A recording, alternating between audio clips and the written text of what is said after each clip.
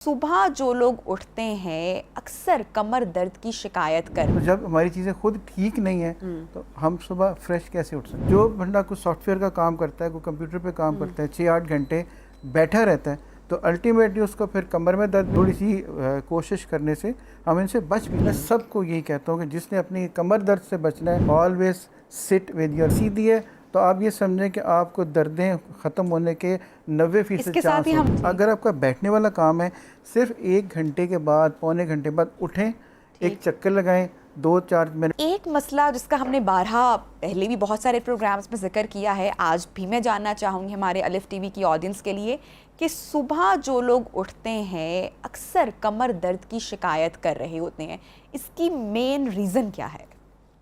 बहुत शुक्रिया मुझे बुलाने के लिए। आपने बहुत खूबसूरत आगाज़ किया गालिब के शेर के साथ। सिर्फ उन लोगों से जो मेरे पास सुबह की दर्द के साथ उठते हैं, उनसे मैं पूछता हूँ, आप रात को सोए कितने बजे थे? हम वो लोग हैं जो रात को लेट नाइट 2-2:30 बजे तक अपने काम करते हैं, मोबाइल फ़ोन देखते हैं, नेटफ्लिक्स देखते हैं, बाकी चीज़ें देखते हैं, और उसके बाद रात को लेट सोएंगे, जब उठेंगे तो सुबह कैसे फ्रेश हो सकते हैं। फिर दूसरा सवाल जो हम हर बंदे से पूछते हैं, आपकी क्या एक्सरसाइज कोई है रेगुलर? 90% दे से नो। तीसरा सवाल हम से पूछते हैं, क्या आपके खाने और सोने का टाइम कोई रेगुलर है? वो भी जवाब यही है। तो जब हमारी चीज़ें खुद ठीक नहीं है तो हम सुबह फ्रेश कैसे उठ सकते हैं? That's amazing. अच्छा, डेली डॉक्टर साहब हमारी कोशिश होती है कि हम जो प्रोग्राम का आगाज़ है वो किसी ऐसे टॉपिक से करें, जैसे कि मैंने अभी बताया, कि जो कि अवेयरनेस फैला सके और लोगों को एजुकेट कर सके। तो यूजुअली हम डेली प्रोग्राम का स्टार्ट किसी ना किसी हेल्थ टॉपिक से कर रहे होते हैं, और जितने भी एक्सपर्ट हमारे पास डेली जिनसे मैं मुलाकात कर रही होती हूँ, ये डॉक्टर्स आते हैं डिफरेंट फील्ड से, एक बात जो सबसे पहले कहते हैं, जिस पर आपने भी ध्यान दिया, कि हमारा जो लाइफस्टाइल है, मैं शायद कल ही इस पर बात कर रही थी कि लाइफस्टाइल, जो स्लीपिंग पैटर्न हो गया, ईटिंग हैबिट्स हो गई, एक्सरसाइज का ना करना हुआ, ये इस कदर ख़राब हो चुका है कि क्या यही हर बीमारी की जड़ है, हर बीमारी की वजह है? अगर बिल्कुल जड़ नहीं है तो ये बहुत सारी बीमारियों की बेस ज़रूर है। अच्छा, आज से 20-25 साल पहले जब लोग और कामों में और काम करते थे, कंप्यूटर्स नहीं थे, लैपटॉप्स नहीं थे। अभी देखें हमारे कितने लोग हैं जो घरों से काम करते हैं, जिनका काम ही कंप्यूटर्स के ऊपर बैठना है। ये आज से 20-25 साल पहले ये कल्चर नहीं था। तो लिहाजा इसमें सिर्फ यही नहीं कि एक्सरसाइज नहीं करते, उन बेचारों की मजबूरी भी है। बिल्कुल। जो बंदा कुछ सॉफ्टवेयर का काम करता है, कोई कंप्यूटर पे काम करता है, 6-8 घंटे बैठा रहता है, तो अल्टीमेटली उसको फिर कमर में दर्द भी शुरू हो जाएगी, गर्दन में दर्द भी शुरू हो जाएगी, खिंचाव आना शुरू हो जाएगा। सो ये वो पेन्स है जो आज से 20 साल पहले इतनी कॉमन नहीं थी, और हर गुजरते दिन के साथ हमारे ये बढ़ती जा रही हैं। And I tell you, they are controllable. हम इन पे काबू पा सकते हैं, थोड़ी सी कोशिश करने से हम इनसे बच भी सकते हैं। अच्छा, मैं ख़वातीन के भी मसाइल पर बात करना चाहूँगी। ज़्यादातर ख़वातीन कमर के मसले की शिकायत करती हुई दिखाई देती हैं, और अक्सर सुना है कि चाइल्ड बर्थ के बाद ये प्रॉब्लम उनको रहती है, और फिर ये लाइफ टाइम रहती है, वर्स्ट हो जाती है। फिर एपिड्यूरल के बारे में भी हम काफ़ी बात करते हुए दिखाई देते हैं लोगों की, उस हवाले से भी बहुत सारी मिथ्स हैं। कॉन्सेप्ट ये है कि जो ख़वातीन एपिड्यूरल यूज़ करती हैं, दो कि बहुत सारी गायनिकोलॉजिस्ट जब उनसे मुलाकात होती है तो वो डिटेल में बात करती हैं कि नहीं, ये सिर्फ एक एनेस्थीसिया का एक नॉर्मल इंजेक्शन है, जो कि जब सी सेक्शन भी होता है तब भी एक आपको एनेस्थीसिया दिया जाता है। तो इसका एज सच कोई बैक पेन से ताल्लुक़ नहीं है, अनलेस अगर आपका जो लाइफ स्टाइल है वो दुरुस्त नहीं है। और पिछले ज़माने में कौन से एपिड्यूरल हुआ करते थे, तब भी ख़वातीन को कमर की दर्द की उतनी ही शिकायत थी। तो ये दो सवाल हैं कि ख़वातीन को चाइल्ड बर्थ के बाद कमर का दर्द क्यों बढ़ जाता है, प्लस जो एपिड्यूरल के हवाले से मिथ्स हैं, मैं उस पर भी आपकी राय लूँगी।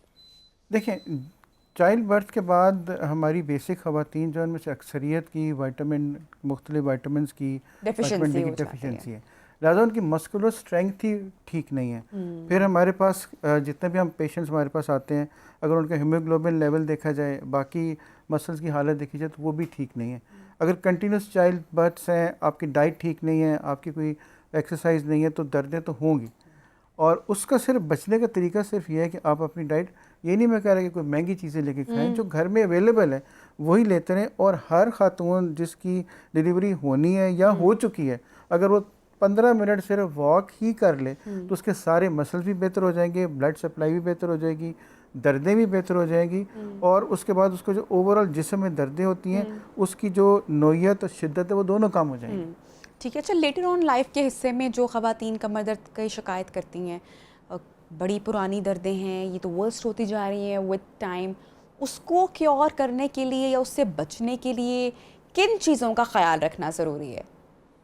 सबसे पहली चीज़ ये कि हमारी ख़वातीन की अक्सरियत जो है वो अपने पोस्चर का ख्याल नहीं रखती। मैं सबको यही कहता हूँ कि जिसने अपनी कमर दर्द से बचना है, मर्द ख़वातीन दोनों, मर्द ख़वातीन, कि सिर्फ एक जुमला याद रखें, always sit with your back straight. अगर आपकी कमर सीधी है तो आप ये समझें कि आपको दर्दें ख़त्म होने के 90% इसके साथ ही हमारे सेट पे जितने लोग मौजूद हैं उन्होंने अपनी कमरें फ़ौरन सीधी करने की कोशिश की, क्या होना चाहिए? जी, आप ये देखिए, जब हमारे पुराने स्कूल्स थे तो वो जब आपको उठना बैठना तमीज़ तहजीब सिखाते थे, सबसे पहले वो चीज़ सिखाते थे कि आप अपना पोस्चर रखें, कमर अपनी सीधी रखें। ठीक है। ये ना सिर्फ वैसे अच्छा लगता है बल्कि आप दर्दों से भी बच सकते हैं। उनका कंप्यूटर वर्क है या ऑफिस में डेस्क वर्क है, उनको तवील घंटे 8-9 घंटे की तो यूजली हमारे यहाँ शिफ्ट्स होती हैं, फिर इसमें ब्रेक टाइम भी बड़ा कम होता है क्योंकि बॉस आ जाते हैं। सो ऐसे जो लोग हैं जिनका बैठने वाला काम बहुत ज़्यादा है, उनको कमर की तकलीफ़ बहुत ज़्यादा उनको शिकायत रहती है, स्ट्रेच भी नहीं कर पाते, स्ट्रेचिंग का कॉन्सेप्ट भी नहीं है, मालूम भी नहीं है कि किस मसल को किस तरीके से स्ट्रेच करना है। लेकिन आजकल बड़ी आसानी है कि आप अपने फ़ोन में कोई सी भी आसान सी एप्लीकेशन कर सकते हैं और वहाँ से आप गाइडेंस ले सकते हैं। एप्लीकेशन नहीं करनी तो यूट्यूब और गूगल पर तो बहुत सारे तरीके बताए ही गए हैं, तो मसल को स्ट्रैच करना जो है वो भी कितना इम्पॉर्टेंट है। अच्छा, आजकल सपोर्टिंग बेल्ट्स बहुत ज़्यादा हम देख रहे हैं कि मार्केट में आई हुई है आपका पोस्चर करेक्ट करने के लिए, क्या वो फ़ायदेमंद है? देखिए, सबसे आसान काम, अगर आपके पास फ़ोन भी नहीं है, आप गूगल भी नहीं इस्तेमाल करते, यूट्यूब भी नहीं देखते, सिर्फ एक काम करें। अगर आपका बैठने वाला काम है, सिर्फ 1 घंटे के बाद, पौने घंटे बाद उठें, एक चक्कर लगाएं 2-4 मिनट का, फिर आके बैठ जाएं। इस सिर्फ यही करने तो आपके मसल्स, उसकी ब्लड सप्लाई, उसकी न्यूट्रिशन सारा कुछ ठीक रहेगा, दर्दें बहुत कम होंगी। इसीलिए वो लोग जो लॉन्ग ड्राइविंग करते हैं, वो लोग जो लॉन्ग फ्लाइट्स में जाते हैं, हमारे उनको एक ही मशवरा होता है कि आप अगर फ़्लाइट आपकी लंबी है तो आप आयल वाली सीट लें। ड्राइविंग कर रहे हैं तो हर आधे घंटे बाद जहाँ पे भी आपको स्टॉप मिलता है उतने गाड़ी से, बस से, जिस पे भी सवारी पे हैं, चक्कर लगाएं और वापस आ जाएं। बेशक आप स्ट्रेचिंग ना करें, लेकिन ये तो कर सकते हैं ना। खासकर वो लोग जो नमाज़ पढ़ने जाते हैं, वो जब नमाज़ पढ़ने जाते हैं, ये एक अपनी एक्सरसाइज है, इससे भी उनकी दर्दें ठीक हो जाती हैं। बाकी रही ख़वातीन जो एपिड्यूरल की आपने बात की थी, हाँ जी, दर्दें ज़रूर होती हैं, लेकिन ये तो एक समझे इंजेक्शन है फॉर टाइम बीइंग। ये थोड़ी देर की एनेस्थीसिया दिया, उसके बाद वो ख़त्म हो गया। हाँ, बाज़ औक़ात वो दर्दें कंटिन्यू होती हैं जो कि हमारी अपनी मस्कुलर स्ट्रेंथ ठीक नहीं होती, हम उसका मुख्तलिफ तरीके से ट्रीटमेंट करते हैं। मसलन उनकी एक्सरसाइजेज उनको बताते हैं, फिर हम मुख्तलिफ जो थेरेपीज़ कर देते हैं, उनमें ओजोन थेरेपी होती है वो करते हैं।